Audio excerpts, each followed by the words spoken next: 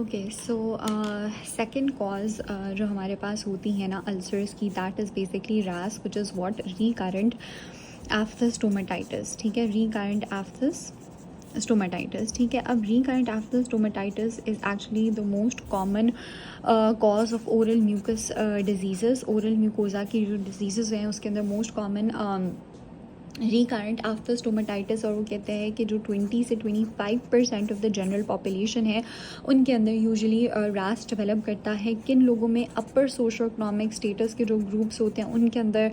ठीक है, north American population में एग्जामिनेशन टाइम्स के टाइम पे डेवलप क्यों करता है? एग्ज़ाम टाइम्स के टाइम पे इसलिए डेवलप करता है बिकॉज स्ट्रेस इंक्रीज़ हो जाते हैं, कोर्टिसोल के लेवल्स इंक्रीज़ हो जाते हैं. और पर्टिकुलरली अरब पॉपुलेशन के अंदर भी ये बहुत कॉमन होता है. ठीक है, अब रिकरेंट आफ्टर स्टोमेटाइटिस क्या है कि आफ्टर स्टोमेटाइटिस है, अल्सर्स डेवलप कर रहे हैं रिकरेंट, तो हमारे पास क्या हो सकते हैं? रिकरेंट बाउट्स होते हैं.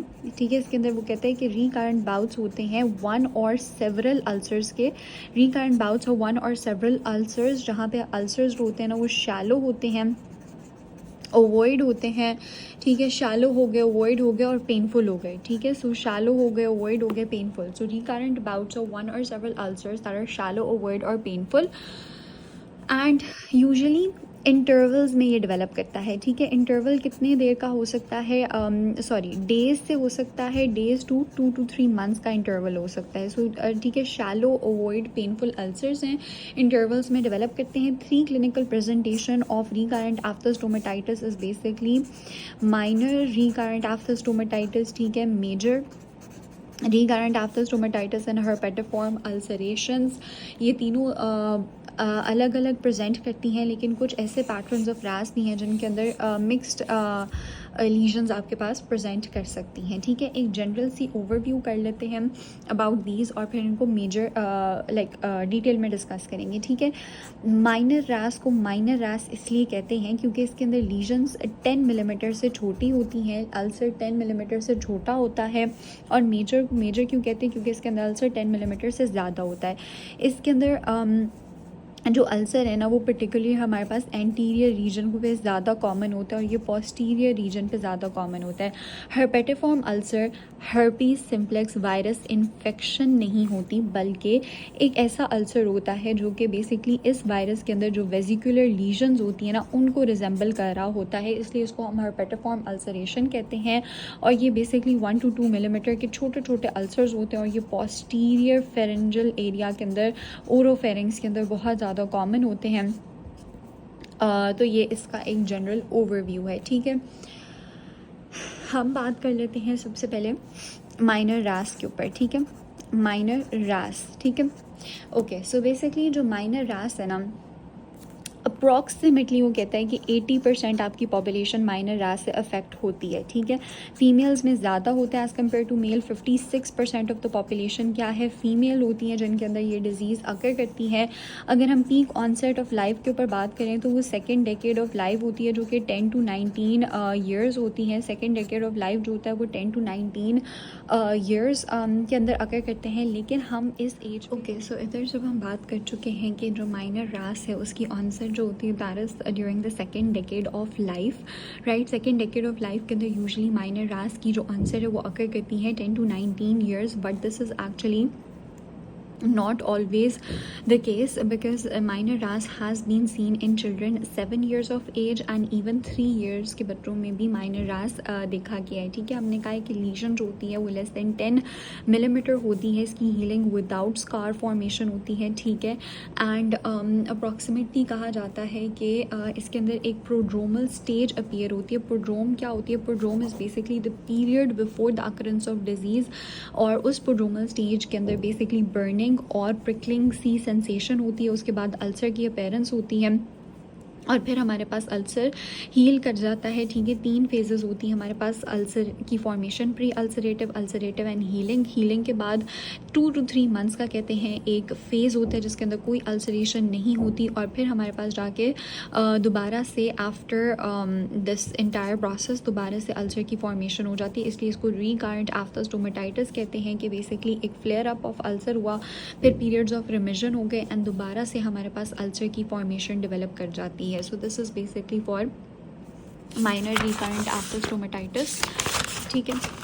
अब इसके अंदर एक और उसने बात लिखी हुई है कि जो माइनर रिकरेंट आफ्टर स्टोमेटाइटिस होता है ना, वो पेनफुल होता है एक तो, ठीक है, पेनफुल लीजन्स होती हैं, ठीक है। दूसरा उसने अल्सर के बारे में ही बताया हुआ है कि अल्सर जो होता है वो हमारे पास ग्रे स्लैश येलो बेस होती है अल्सर की, ठीक है, येलोइश ग्रे बेस होती है, ठीक है, पेनफुल होते हैं और रेड रेज्ड मार्जिन्स होते हैं, ठीक है, रेड रेज्ड मार्जिन्स होते हैं, ठीक है, रिथमेटस मार्जिन्स भी आप लिख सकते हैं। So this was it. उसके अलावा वो कहता है कि हमारे पास जो लिम्फ नोड है, लिम्फ नोड्स होते हैं उनकी भी इनलार्जमेंट देखी गई है, ठीक है। लिम्फेडेनोपैथी पर्टिकुलरली जो सर्वाइकल लिम्फ नोड्स हैं उसकी इनलार्जमेंट्स जो हैं वो देखी गई हैं इन रिगार्ड आफ्टर स्टोमेटाइटिस, ठीक है। तो ये हमारे पास माइनर रैश आ जाता है। अच्छा, अब दूसरा जो हमने अल्सर करना है ना, that is basically major rash, major recurrent aphthous stomatitis, ठीक है। मेजर रैश जो होते हैं ना उसके अंदर लीजन्स ग्रेटर देन 10 मिलीमीटर की होती हैं और यूजुअली ये अकर करती हैं during the first and second decade of life के अंदर अकर करती हैं। वो ही 0 to 19 ईयर्स ऑफ एज के अंदर ये अकर कर सकती हैं, ठीक है। लेस देन 10 मिलीमीटर का लीजन साइज़ होता है।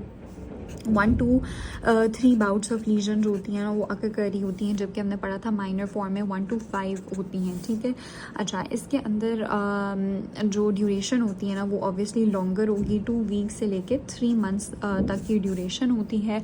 उसके अलावा स्कार फॉर्मेशन इसके अंदर प्रेजेंट होती है, तो ये स्कारिंग शो करता है, ठीक है, हील्स विद स्कारिंग। और पर्टिकुलर मोस्ट इंपॉर्टेंट पॉइंट कि ये केराटिनाइज्ड म्यूकोजा के ऊपर प्रेजेंट होता है, जो कि हमारे सॉफ्ट पैलेट पे होते हैं, जिंजवा पे होते हैं एंड हार्ड पैलेट के ऊपर प्रेजेंट होते हैं, ठीक है। तो ये इन एरियाज़ के ऊपर ही मेजर रैश देखने को मिलता है, ठीक है। अब मेजर रैश के अंदर वो कहता है कि जो लीजन होती है ना वो इनिशियली तो स्मॉल होती है, ठीक है, लेकिन जो लीजन होती है वो प्रोग्रेस करती है और बहुत बहुत बड़ी हो जाती है, जो जिसकी वजह से उसके जो मार्जिन्स होते हैं ना वो tend to have these heaped up margins, rolled up margins आप कह लें, जिसकी वजह से जब हम इसको आइसोलेशन में देखते हैं तो हमें ऐसे कंसिडर होता है जैसे कि ये एक मिलिग्नेंट लीजन है, बट इन दिस केस ये मिलिग्नेंट नहीं होती, बट उसके मार्जिन्स हीप्ड अप अपेयर होते हैं, तो इसलिए हमें मिलिग्नेंट लगती है। और दूसरा हमने कहा है कि ये स्कार फॉर्मेशन से हील करती है, ठीक है। तो जब स्कार फॉर्मेशन होती है ना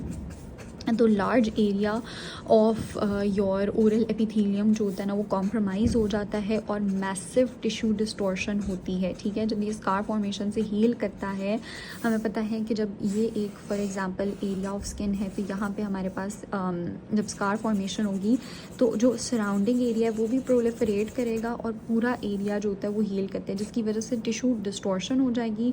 और जब टिश्यू डिस्टॉर्शन हमारे पास होती है तो वो टिश्यूज़ की जो नॉर्मल मॉर्फोलॉजिकल या आर्किटेक्चर होता है वो थोड़ा सा लॉस्ट हो जाता है। सो बस स्कार फॉर्मेशन का यही कॉन्सिक्वेंस होता है इन मेजर रिकरेंट आफ्टर स्टोमेटाइटिस। वैसे तो ये हमारे पास इन रीजन्स में प्रेजेंट होता है, लेकिन समटाइम्स ये पोस्टीरियर ओरोफेरिंग्स तक भी प्रोग्रेस कर सकता है, ठीक है। एज सच इसका यही है और इसके अलावा मेजर रैश के अंदर कुछ भी नहीं है कि लीजन्स थोड़ी सी बड़ी होती हैं, ठीक है। केराटिनाइज्ड म्यूकोजा पे होती है, माइनर जो है वो नॉन केराटिनाइज पे था, ठीक है। अल्सर एक साइड पे फॉर एग्जांपल अगर ये अल्सरेटेड एरिया है तो 3 आपको बाउट्स ऑफ अल्सर्स नज़र आएंगे एक पर्टिकुलर पॉइंट के अंदर। फॉर एग्जांपल अगर आप जिंजवा के ऊपर देखेंगे, ठीक है, ड्यूरेशन 2 वीक्स to 3 मंथ्स होती है, स्कार फॉर्मेशन होती है एंड हीप्ड अप मार्जिन्स होते हैं लीजन के which resemble that of a malignant lesion. तीसरी टाइप जो हमारे पास रैश की होती है that is basically herpetiform ulcers. Herpetiform ulcers के अंदर हर्पी सिम्प्लेक्स वायरस इन्फेक्शन नहीं होती, बल्कि जो हर्पी सिम्प्लेक्स वायरस के अंदर वेजिकुलर लीजन्स होती हैं ना ये उसको रिजेंबल कर रही होती हैं, that is why it is known as herpetiform ulcers. Virus इसके अंदर नहीं होता, इन्फेक्शस एटियोलॉजी इसकी नहीं होती, इसकी भी इम्यून मीडिएटेड या ट्रिगर फैक्टर एसोसिएटेड एटियोलॉजी ही होती है, वायरल इन्फेक्शन इसके अंदर एज सच नहीं होती।